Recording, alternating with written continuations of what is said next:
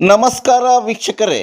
ಶಿಡ್ಲಘಟ್ಟದಿಂದ ಚಿಂತಾಮಣಿಗೆ ವಿಸ್ತರಿಸಿದ ಸಮಾಜ ಸೇವೆ Meenakshi foundation trust. ಸರ್ಕಾರಿ ಶಾಲೆಗಳ ಕುಂದುಕೊರತೆಗಳ ಬಗ್ಗೆ ಸ್ಪಂದಿಸಿದ ಮೀನಾಕ್ಷಿ ಫೌಂಡೇಶನ್ ಟ್ರಸ್ಟ್ ಸರ್ಕಾರಿ ಶಾಲೆಗಳನ್ನು ಗುರುತಿಸಿ ಆ ಶಾಲೆಗಳಲ್ಲಿರುವ ಮೂಲ ಸೌಕರ್ಯಗಳ ಕೊರತೆಗಳನ್ನು ಗುರುತಿಸಿ ನೆರವಿಗೆ ಮುಂದಾದ ಮೀನಾಕ್ಷಿ ಫೌಂಡೇಶನ್ ಟ್ರಸ್ಟ್.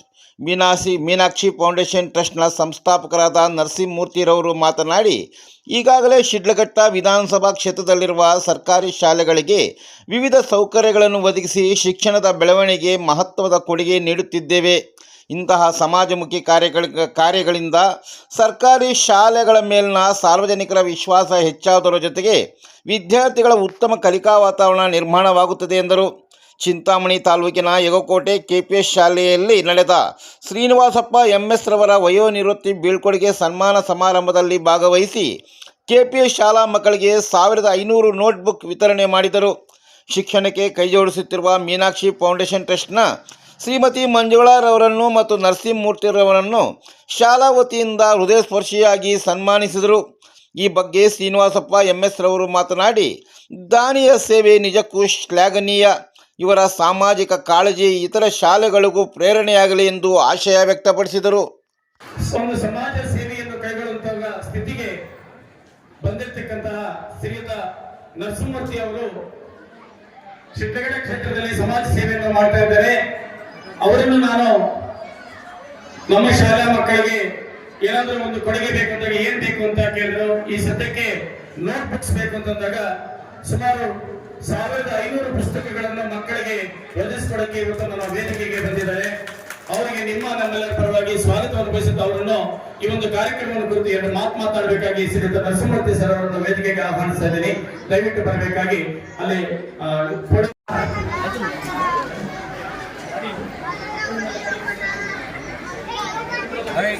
ನನಗೆ 4 ವರ್ಷ ಹಿಂದೆ ಸರ್ ಪರಿಚಯ ಆದರು.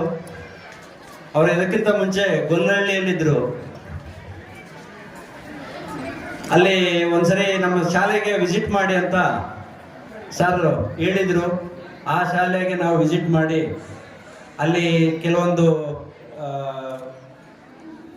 ಶಾರ್ಟೇಜಸ್ ಆಫ್ ಸಮ್ ಎಕ್ವಿಪ್ಮೆಂಟ್ಸ್ ಎಲ್ಲ ಬೇಕಾಗಿದೆ ಅಂತ ಹೇಳಿದ್ರು. ಅದನ್ನು ನಾವು ಕೊಡುಗೆಯಾಗಿ ನೀಡಿದ್ವಿ. ಆ ದಿವಸದಿಂದ ನಾವು ಗೌರ್ಮೆಂಟ್ ಶಾಲೆಗಳು ಎಲ್ಲೆಲ್ಲಿ ಏನೇನು ಕುಂದುಕೊರತೆಗಳಿದೆ ಅಲ್ಲೆಲ್ಲ ಮಾಡ್ಕೊಂಡು ಬರ್ತಾ ಇದ್ದೀವಿ. ಈಗ ಅತಿ ಹೆಚ್ಚಾಗಿ ಶಿಡ್ಲಘಟ್ಟ ತಾಲೂಕು ಗೌರ್ಮೆಂಟ್ ಸ್ಕೂಲುಗಳಲ್ಲಿ ಹೆಚ್ಚಾಗಿ ತೊಡಗಿಸ್ಕೊಳ್ತಾ ಇದ್ದೀವಿ. ಏಕೆ ಅಂತ ಹೇಳಿದ್ರೆ ಅಲ್ಲಿ ತುಂಬಾನೇ ಹಿಂದುಳಿದ ಸ್ಕೂಲುಗಳಿದೆ. ಈಗ ಒಂದು ವರ್ಷ ಹಿಂದೆಗಡೆ ಅಕ್ಕ ಪಿಕ್ಕಿ ಕಾಲೋನಿ ಅಂತ ಹೇಳ್ಬಿಟ್ಟು ಒಂದು ಸ್ಕೂಲ್ನ ಆಲ್ಮೋಸ್ಟ್ ಅಲ್ಲಿ ನಾವು ದತ್ತಕ್ಕೆ ತಗೊಂಡಿದ್ದೀವಿ ಅನ್ನೋ ಥರನೇ ಎಲ್ಲ ಫುಲ್ ಅಪ್ಗ್ರೇಡ್ ಮಾಡಿದ್ದೀವಿ. ಏಕೆ ಅಂದರೆ ಅಲ್ಲಿ ಕೂತ್ಕೊಳ್ಳಿಕ್ಕೆ ಡೆಸ್ಕ್ಗಳಿರಲಿಲ್ಲ, ಮಕ್ಕಳು ನೆಲದಲ್ಲಿ ಕೂತ್ಕೊತಾ ಇದ್ರು. ಅಲ್ಲಿ ಈಗೆಲ್ಲ ಲೇಟೆಸ್ಟ್ ಟೆಕ್ನಾಲಜಿ ಹೆಂಗಿದೆ ಅಂದರೆ ಎಲ್ಲ ಸ್ಕೂಲ್ಸಲ್ಲೂ ಬಂದು ಡಿಜಿಟಲ್ ಬೋರ್ಡ್ಸು, ಡಿಜಿಟಲ್ TVಸು ಎಲ್ಲ ಇದೆ. ಬಟ್ ಇಲ್ಲಿ ಗೌರ್ಮೆಂಟ್ ಶಾಲೆಗಳಲ್ಲಿ ಅದೆಲ್ಲ ಕುಂದುಕೊರತೆಗಳಿವೆ. ಬಟ್ ಪ್ರೈವೇಟ್ ಸ್ಕೂಲ್ಸ್ ಅಲ್ಲಿ ನಮ್ಮ ಮಕ್ಕಳೆಲ್ಲ ಹೋಗ್ತಾ ಇರ್ತಾರೆ, ನಮ್ಮ ಸ್ಕೂಲಲ್ಲಿ ಆ ಟೆಕ್ನಾಲಜಿ ಇದೆ, ಈ ಟೆಕ್ನಾಲಜಿ ಇದೆ ಅಂತ ಹೇಳ್ತಾರೆ. ಅದೇ ಇವರಿಗೆ ಮಾತ್ರ ಆ ಟೆಕ್ನಾಲಜಿ ಸಿಗ್ತಾ ಇಲ್ಲ. ಆ ಟೆಕ್ನಾಲಜೀಸ್ನ ನಾವು ಒದಗಿಸ್ಕೊಡ್ಬೇಕು ಅಂತ ಹೇಳ್ಬಿಟ್ಟು ನನ್ನ ಪ್ರಯತ್ನ ನಾವು ಮಾಡ್ತಾ ಇದ್ದೀವಿ.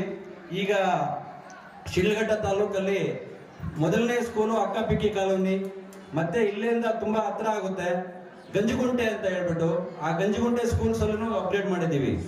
ಅಲ್ಲಿ ಗಂಜಿಗುಂಟೆ ಸ್ಕೂಲ್ಗೆ ನಾನು ಆಗಸ್ಟ್ 15 ಒಂದು ಕಾರ್ಯಕ್ರಮಕ್ಕೆ ನಾನು ಕರೆದಿದ್ರು. ಅಲ್ಲಿ ಹೋದೆ. 80 ಜನ ಹೆಣ್ಣು ಮಕ್ಕಳಿದ್ದಾರೆ, ಒಂದು ವಾಶ್ರೂಮ್ ಇಲ್ಲ.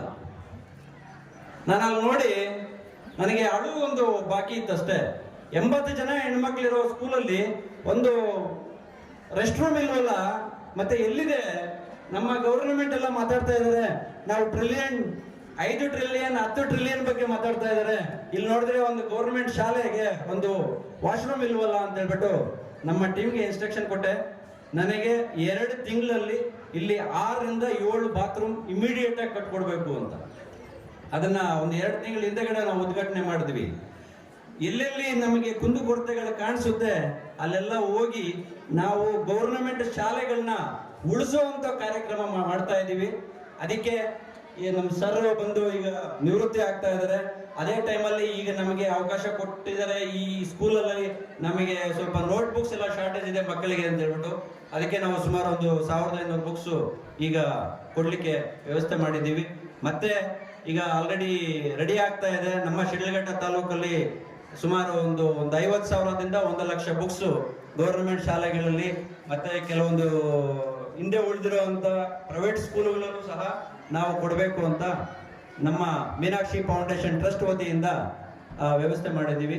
ತುಂಬಾ ಧನ್ಯವಾದಗಳು ಎಲ್ಲಾ ವೇದಿಕೆ ಮೇಲೆ ಇರುವಂತಹ ಗಣ್ಯರಿಗೂ, ಮತ್ತೆ ಇಲ್ಲಿ ನೆರೆದಿರುವಂತಹ ನನ್ನ ಅಣ್ಣ ತಮ್ಮಂದಿರು, ಅಕ್ಕ ತಂಗಿರು, ಮಕ್ಕಳಿಗೆ ನನ್ನ ಧನ್ಯವಾದಗಳು.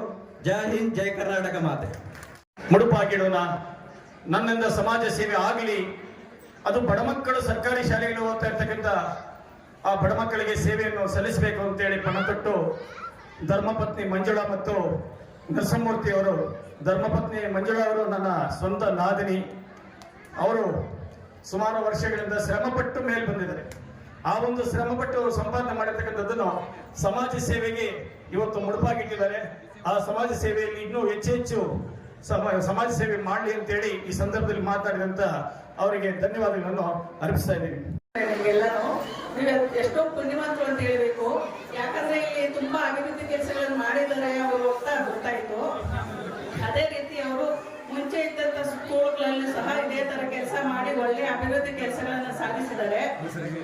ಇನ್ನು ಮುಂದೆ ಪಾಪ ಅವರು ಈ ತರ ಸರ್ವಿಸ್ ಮಾಡ್ಲಿಕ್ಕೆ ಇದೇ ಫೀಲ್ಡ್ ಅಲ್ಲಿ ಕಷ್ಟ ಅವರು ಬರೀ ಶಿಕ್ಷಣ ಈ ವಯೋಮಿತಿಯಿಂದ ಶಿಕ್ಷಣ ಇದಕ್ಕೆ ಮಾತ್ರ ನಿವೃತ್ತಿ ಹೊಂದ್ತಾ ಇದ್ದಾರೆ. ಆದ್ರೆ ಸದಾ ಒಳ್ಳೆಯ ಕೆಲಸಗಳನ್ನು ಮಾಡ್ಲಿಕ್ಕೆ